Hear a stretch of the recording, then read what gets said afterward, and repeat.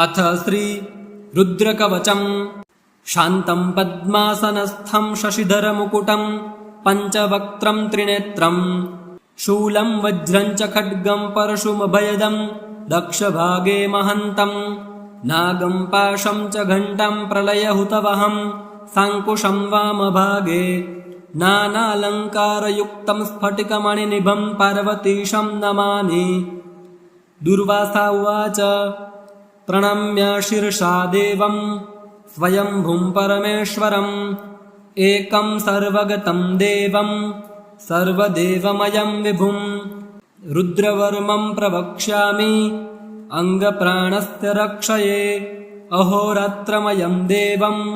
रक्षार्थं निर्मितं पुरा रुद्रो मे चाग्रतः पातु पातु पार्श्वौ हरस्तथा शिरो मे ईश्वरः पातु ललाटं नीललोहितः नेत्रयोस्त्र्यम्बकः पातु मुखं पातु महेश्वरः कर्णयोः पातु मे शम्भुर्नासिकायां सदाशिवः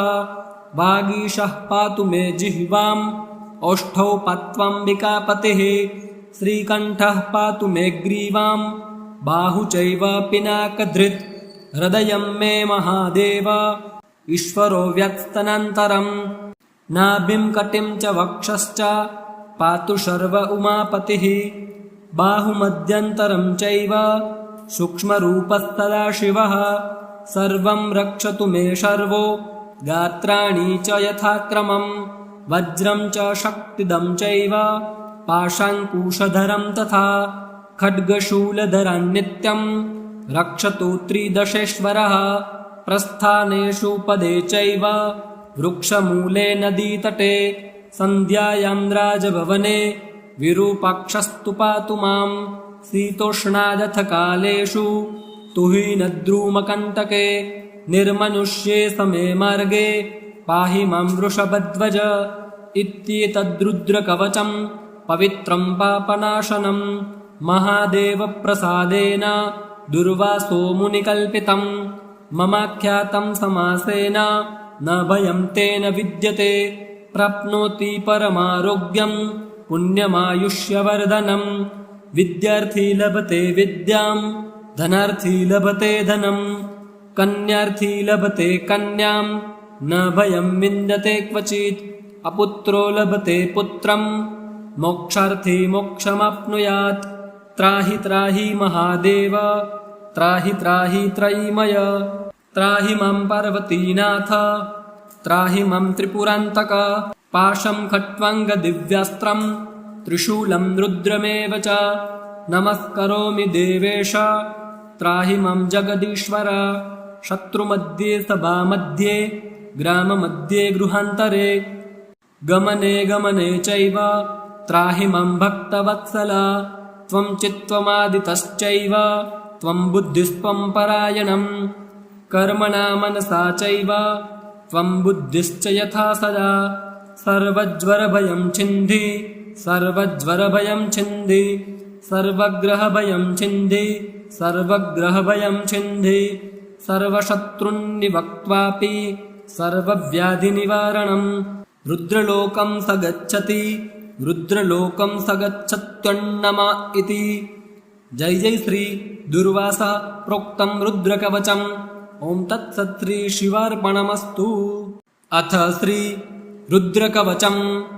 शान्तं पद्मासनस्थं शशिधरमुकुटं पञ्चवक्त्रं त्रिनेत्रं शूलं वज्रं च खड्गं परशुमभयदं दक्षभागे महन्तं नागं पाशं च घण्टां प्रलयहुतवहं साङ्कुशं वामभागे नानालङ्कारयुक्तं स्फटिकमणिनिभं पार्वतीशं नमामि। दुर्वासा उवाच प्रणम्य शीर्षा देवं स्वयंभुं परमेश्वरम् एकं सर्वगतं देवं सर्वदेवमयं विभुं रुद्रवर्मं प्रवक्ष्यामि अङ्गप्राणस्य रक्षये। अहोरात्रमयं देवं रक्षार्थं निर्मितं पुरा रुद्रो मे चाग्रतः पातु पातु पार्श्वौ हरस्तथा शिरो मे ईश्वरः पातु ललाटं नीललोहितः नेत्रयोस्त्र्यम्बकः पातु मुखं पातु महेश्वरः कर्णयोः पातु मे शम्भुर्नासिकायां सदाशिवः वागीशः पातु मे जिह्वाम्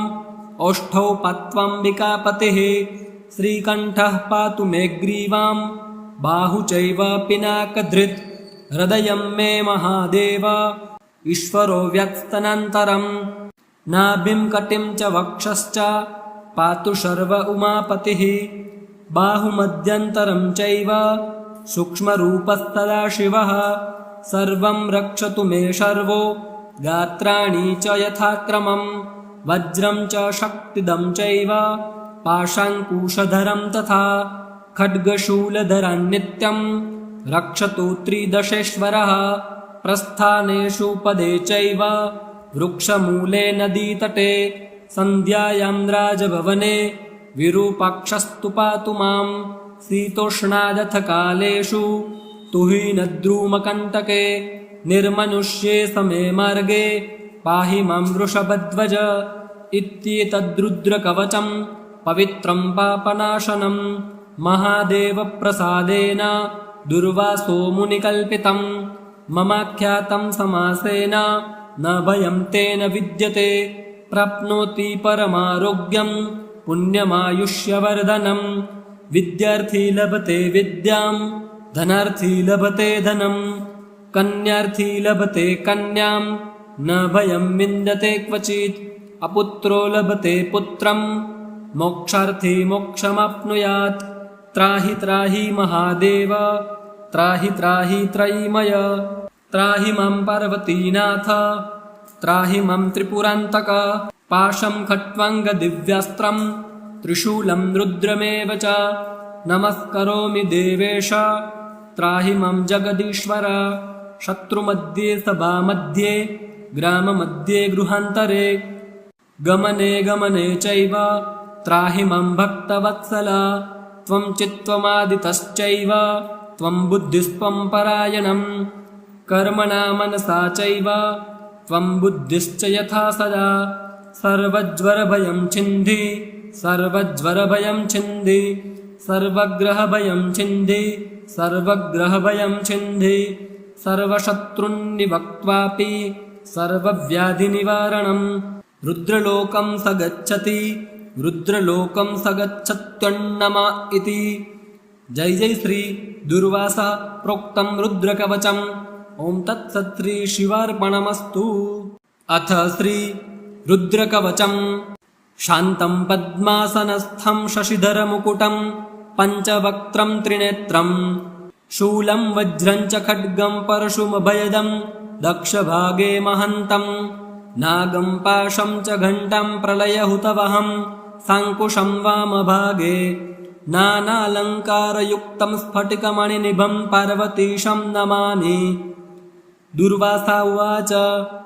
प्रणम्य शीर्षा देवं स्वयंभुं परमेश्वरम्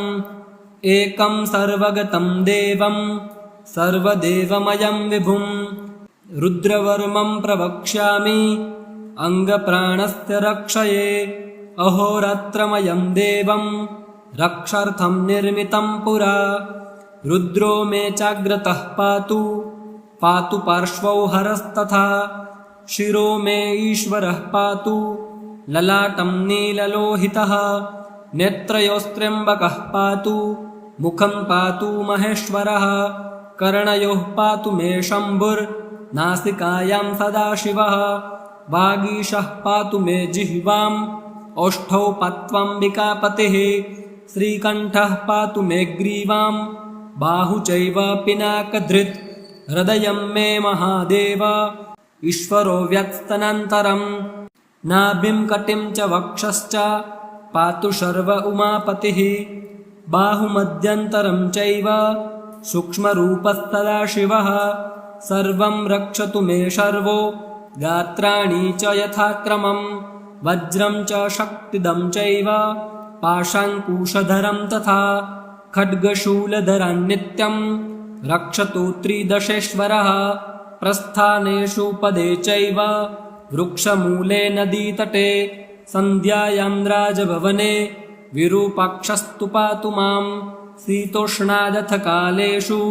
तुहिनद्रुमकण्टके निर्मनुष्ये समे मार्गे पाहि मां वृषभध्वज इत्येतद्रुद्रकवचं पवित्रं पापनाशनं महादेवप्रसादेन दुर्वासो मुनिकल्पितं ममाख्यातं समासेन न भयं तेन विद्यते प्राप्नोति परमारोग्यं पुण्यमायुष्यवर्धनं विद्यार्थी लभते विद्यां धनार्थी लभते धनं कन्यार्थी लभते कन्यां न भयं विन्दते क्वचित् अपुत्रो लभते पुत्रं मोक्षार्थी मोक्षमाप्नुयात् त्राहि त्राहि महादेव त्राहि त्राहि त्रयीमय त्राहि मां पार्वतीनाथ त्राहि मां त्रिपुरान्तक पाशं खट्वाङ्गदिव्यास्त्रं त्रिशूलं रुद्रमेव च नमस्करोमि देवेश त्राहि मां जगदीश्वर शत्रुमध्ये सभामध्ये ग्राममध्ये गृहान्तरे गमने गमने चैव त्राहि मां भक्तवत्सल त्वं चित्त्वमादितश्चैव त्वं बुद्धिस्त्वं परायणं कर्मणा मनसा चैव त्वं बुद्धिश्च यथा सदा सर्वज्वरभयं छिन्धि सर्वज्वरभयं छिन्धि सर्वग्रहभयं छिन्धि सर्वग्रहभयं छिन्धि सर्वशत्रुन्निवक्त्वापि सर्वव्याधिनिवारणं रुद्रलोकं स गच्छति रुद्रलोकं स गच्छत्यन्नमा इति। जय जय श्री दुर्वासा प्रोक्तं रुद्रकवचम्। ओं तत्सत् श्री शिवार्पणमस्तु। अथ श्री रुद्रकवचम्। शान्तं पद्मासनस्थं शशिधरमुकुटं पञ्चवक्त्रं त्रिनेत्रं शूलं वज्रं च खड्गं परशुमभयदं दक्षभागे महन्तं नागं पाशं च घण्टां प्रलयहुतवहं साङ्कुशं वामभागे नानालङ्कारयुक्तं स्फटिकमणिनिभं पार्वतीशं नमामि। दुर्वासा उवाच प्रणम्य शीर्षा देवं स्वयंभुं परमेश्वरम् एकं सर्वगतं देवं सर्वदेवमयं विभुं रुद्रवर्मं प्रवक्ष्यामि अङ्गप्राणस्य रक्षये अहोरात्रमयं देवं रक्षार्थं निर्मितं पुरा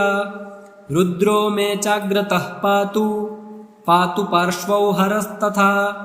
शिरो मे ईश्वरः पातु ललाटं नीललोहितः नेत्रयोस्त्र्यम्बकः पातु मुखं पातु महेश्वरः कर्णयोः पातु मे शम्भुर्नासिकायां सदाशिवः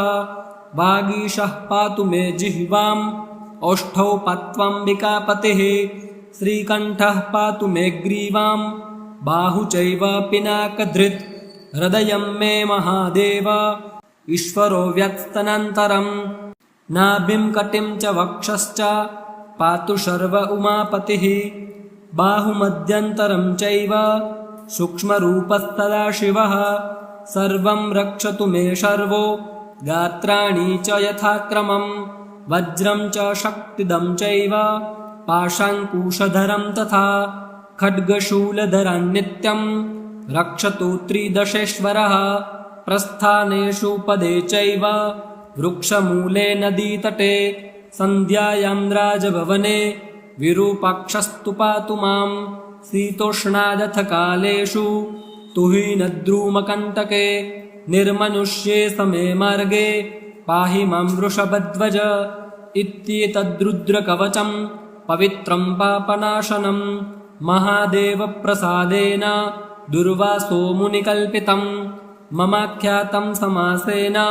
न भयं तेन विद्यते प्राप्नोति परमारोग्यं पुण्यमायुष्यवर्धनं विद्यार्थी लभते विद्यां धनार्थी लभते धनं कन्यार्थी लभते कन्यां न भयं विन्दते क्वचित् अपुत्रो लभते पुत्रं मोक्षार्थी मोक्षमाप्नुयात् त्राहि त्राहि महादेव त्राहि त्राहि त्रयीमय त्राहि मां पार्वतीनाथ त्राहि मां त्रिपुरान्तक पाशं खट्वाङ्गदिव्यास्त्रं त्रिशूलं रुद्रमेव च नमस्करोमि देवेश त्राहि मां जगदीश्वर शत्रुमध्ये सभामध्ये ग्राममध्ये गृहान्तरे गमने गमने चैव त्राहि मां भक्तवत्सल त्वं चित्त्वमादितश्चैव त्वं बुद्धिस्त्वं परायणं कर्मणा मनसा चैव त्वं बुद्धिश्च यथा सदा सर्वज्वरभयं छिन्धि सर्वज्वरभयं छिन्धि सर्वग्रहभयं छिन्धि सर्वग्रहभयं छिन्धि सर्वशत्रुन्निवक्त्वापि सर्वव्याधिनिवारणं रुद्रलोकं स गच्छति रुद्रलोकं स गच्छत्यन्नम इति। जय जय श्री दुर्वासा प्रोक्तं रुद्रकवचम्। ओं तत्सत् श्री शिवार्पणमस्तु। अथ श्री रुद्रकवचम्। शान्तं पद्मासनस्थं शशिधरमुकुटं पञ्चवक्त्रं त्रिनेत्रं शूलं वज्रं च खड्गं परशुमभयदं दक्षभागे महन्तं नागं पाशं च घण्टां प्रलयहुतवहं साङ्कुशं वामभागे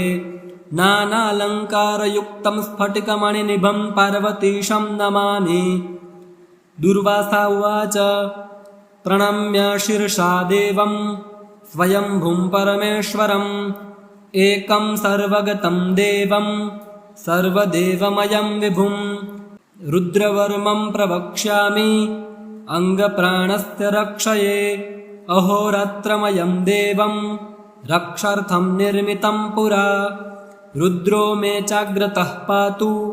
पातु पार्श्वौ हरस्तथा शिरो मे ईश्वरः पातु ललाटं नीललोहितः नेत्रयोस्त्र्यम्बकः पातु मुखं पातु महेश्वरः कर्णयोः पातु मे शम्भुर्नासिकायां सदाशिवः वागीशः पातु मे जिह्वाम् ओष्ठौ पात्वाम्बिकापतिः श्रीकण्ठः पातु मे ग्रीवाम् बाहु चैव पिनाकधृत् हृदयं मे महादेव ईश्वरो व्यत्स्तनान्तरम् नाभिं कटिं च वक्षश्च पातु शर्व उमापतिः बाहुमध्यन्तरं चैव सूक्ष्मरूपस्तदा शिवः सर्वं रक्षतु मे शर्वो गात्राणि च यथाक्रमं वज्रं च शक्तिदं चैव पाशाङ्कुशधरं तथा खड्गशूलधरान्नित्यं रक्षतु त्रिदशेश्वरः प्रस्थानेषु पदे चैव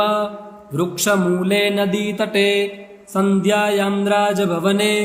विरूपाक्षस्तु पातु मां शीतोष्णादथकालेषु तुहिनद्रुमकण्टके निर्मनुष्ये समे मार्गे पाहि मां वृषभध्वज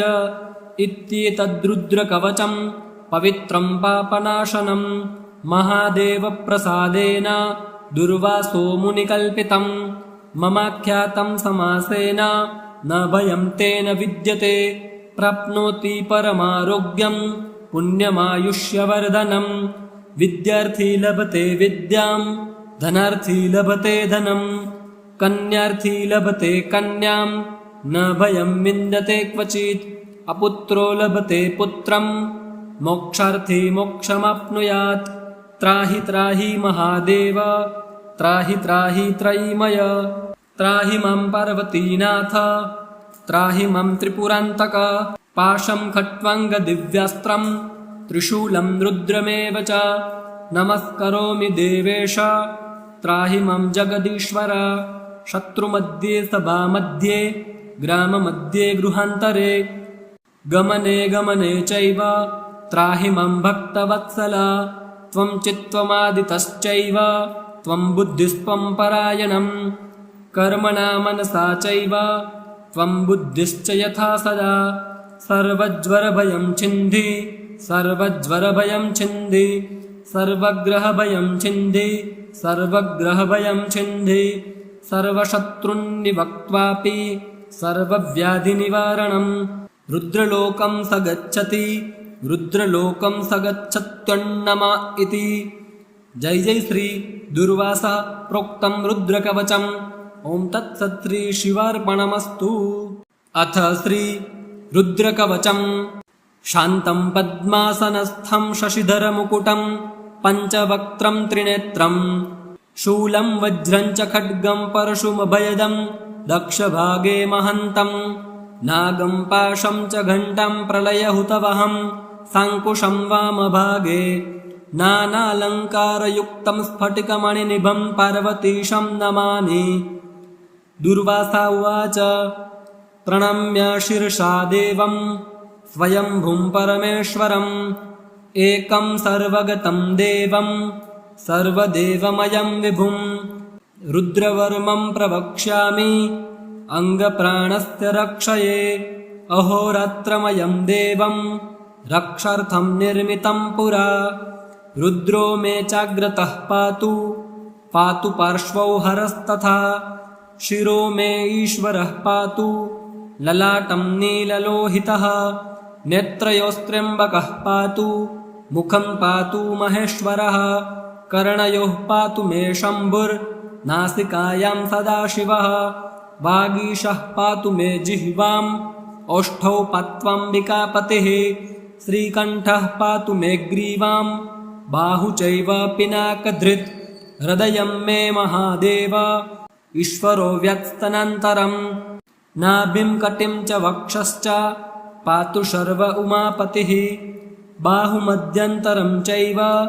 सूक्ष्मरूपस्तदा शिवः सर्वं रक्षतु मे शर्वो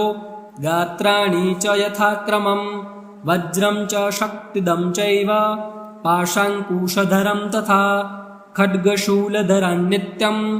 रक्षतु त्रिदशेश्वरः प्रस्थानेषु पदे चैव वृक्षमूले नदीतटे सन्ध्यायां राजभवने विरूपाक्षस्तु पातु मां शीतोष्णादथ कालेषु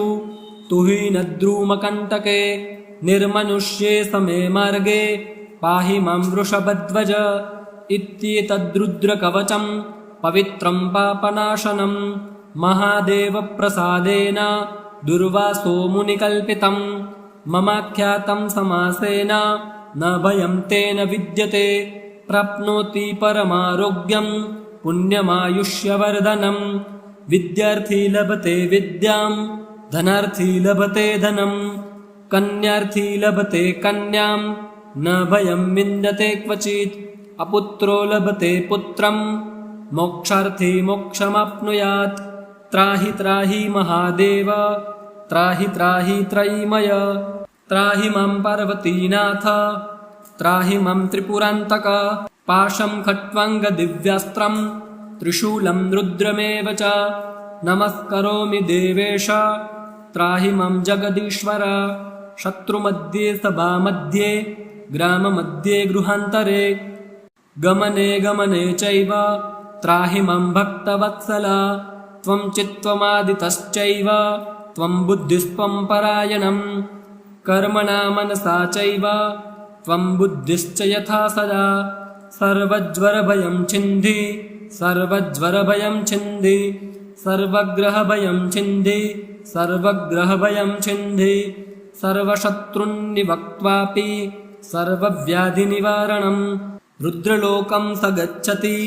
रुद्रलोकं स गच्छत्यन्नमा इति। जय जय श्री दुर्वासा प्रोक्तं रुद्रकवचम्। ओं तत्सत् श्री शिवार्पणमस्तु।